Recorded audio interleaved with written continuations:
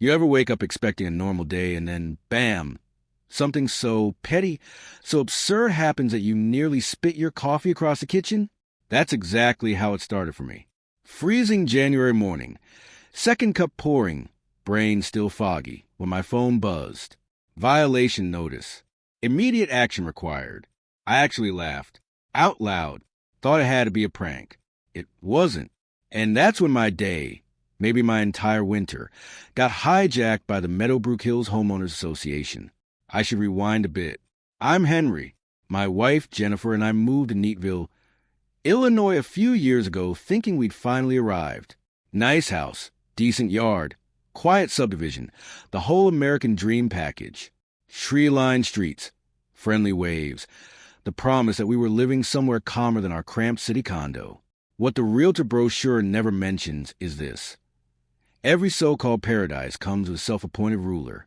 Ours was Patricia, the kind of person who probably alphabetizes her spice rack and treats flexibility like a personal weakness.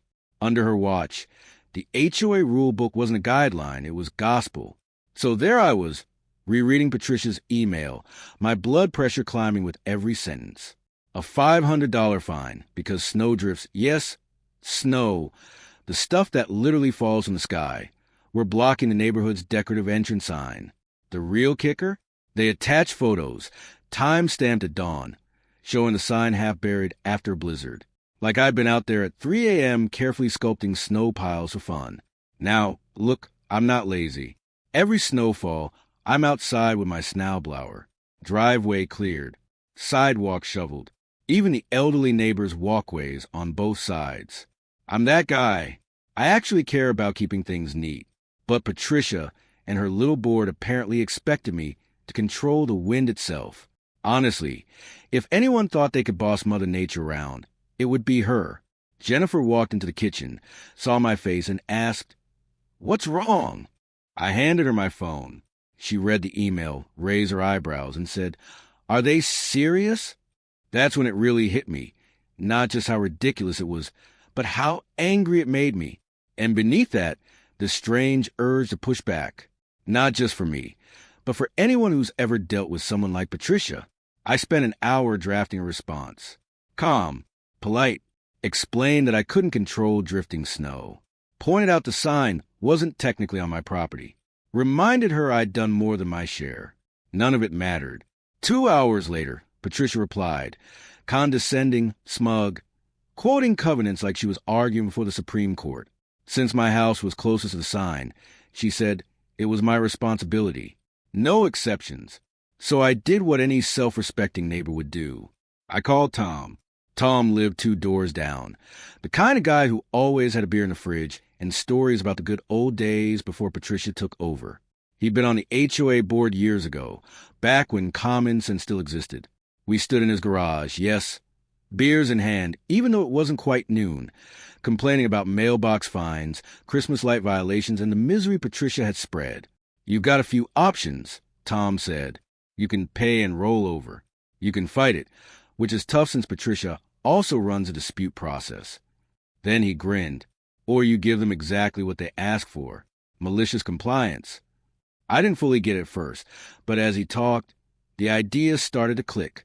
If Patricia wanted to play by the letter of the law, fine. We'd play by the letter. I went home, dug out the HOA covenants, all 47 pages of dense legal jargon, and read every word like my savings depended on it. And here's the thing. The rules were vague. Reasonable efforts. Subject to weather conditions. Nowhere did it say I had to become a human snowplow for HOA property. I called Marcus, a lawyer buddy from Chicago. He laughed when I told him, "Henry, this is classic HOA overreach. That language wouldn't survive a judge." He told me not to pay, to document everything, and to be ready if they tried something stupid like a lien. That's when I started playing by Patricia's rules.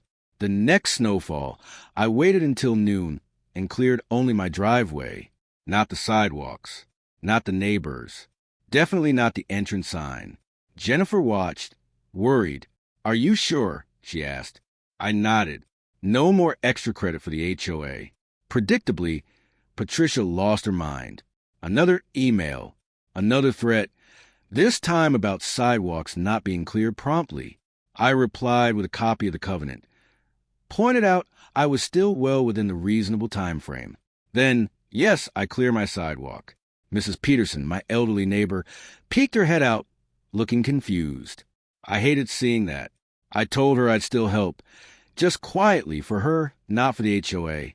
I kept every receipt, took photos, logged dates and times like I was prepping for trial. The snow didn't let up.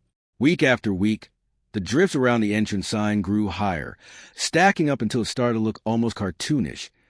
Just the very tip of the sign poking out like a drowning victim waving for help. I stuck strictly to the bare minimum. No extras, no favors, even when it felt ridiculous. That's when Patricia showed up. She didn't email. She didn't send another notice. She came in person, standing on my porch, face flushed red, arms crossed tight across her chest. She demanded I clear the sign immediately or pay a $1,000 fine. No discussion. No room for nuance. I stayed calm, quoted the rules right back at her. Reasonable efforts. Subject to weather conditions. All the exact language she liked to weaponize. She escalated instantly, threatening consequences. I called her bluff and told her I'd already spoken to a lawyer. Jennifer stepped beside me and asked very calmly if Patricia was threatening us on our own porch. That did it. Patricia spun on her heel and stormed off, already planning her next move. And sure enough, it came fast. A formal notice arrived saying the fine had been raised to $1,500, along with a threat to place a lien on my house. I filed an official dispute the same day. Around that time, Tom and a few other neighbors started organizing. Turns out this wasn't just about me. People had been fined over grass that was an inch too tall, mailboxes faded by the sun, paint shades that were almost the wrong color.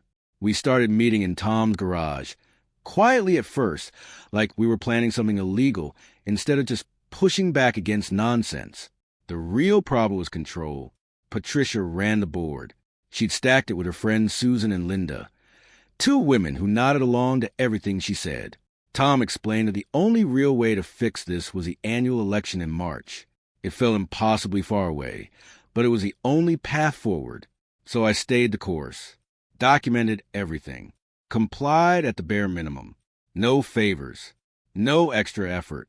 The HOA hearing landed on Valentine's Day, which felt almost poetic. Marcus came with me. The whole thing felt like a low-budget courtroom drama. Patricia sat at the head of the table, her loyal board members flanking her. About 15 neighbors sat in folding chairs, watching. I laid everything out. Photos, weather reports, covenant language, timelines, receipts. Patricia barely looked up. She ruled the fine would stand and gave me 2 weeks to pay. Then something unexpected happened. Marcus spoke. Calm, precise. He pointed out every legal hole in her argument. Tom followed. Then another neighbor, and another. A few people defended Patricia, but most were clearly fed up. Even though the board still voted against me, walking out of that room felt different. I wasn't alone anymore. Then the next blizzard hit. 14 inches overnight. Drifts everywhere. The entrance sign vanished completely. Delivery trucks missed the neighborhood. The mailman got lost. City plows made it worse by pushing even more snow against the sign. Patricia called me. Actually called. Demanded I fix it. I told her, politely but firmly, to show me where it said I was responsible for clearing HOA-owned property. She hung up on me. The next day, I found a threatening note on my door. I photographed it and filed a police report just to have it on record. After 5 full days with the entrance still blocked, Patricia finally caved and hired a professional snow removal company. I later heard she tried to charge me for it. Management shut that down immediately. Election season arrived. Tom's group put forward 3 candidates. I stayed in the background. I didn't want this to become about me. Ballots went out. Neighbors whispered. Tension built. Then a reporter from the local paper called. He'd heard about the situation from multiple residents. I hesitated, then agreed to talk. The story blew up in the local Facebook group. The annual meeting was packed. Over 150 people showed up. When the results were announced, the room erupted. Tom won president. His slate swept the board. Patricia went pale, then red, then grabbed her things and left without saying a word. Her allies followed. The new board met the next week. First order of business: fines. Mine was thrown out unanimously. They apologized, covered my legal fees, hired a proper snow removal company for future winters. The atmosphere changed almost overnight. Meetings were respectful. Rules made sense. A few months later, Patricia sold her house and moved away. Jennifer and I heard about it over iced tea on the back deck. She smiled and said, "Good riddance." The next winter, I went back to helping neighbors because I wanted to, not because I was afraid. When snow buried the entrance sign again, professionals handled it. No drama, no threats. Tom stopped by one night with a bottle of wine and thanked me for standing up. I shrugged, but it meant everything. Over time, things kept improving. Policies changed. The neighborhood was recognized by the city. Crime dropped. Property values rose. People were proud to live here again. The snow drift story became local legend, not because of snow, but because people learned what happens when you push back together. Because it was never about snow. It was about power. And what happens when ordinary people decide they've had enough?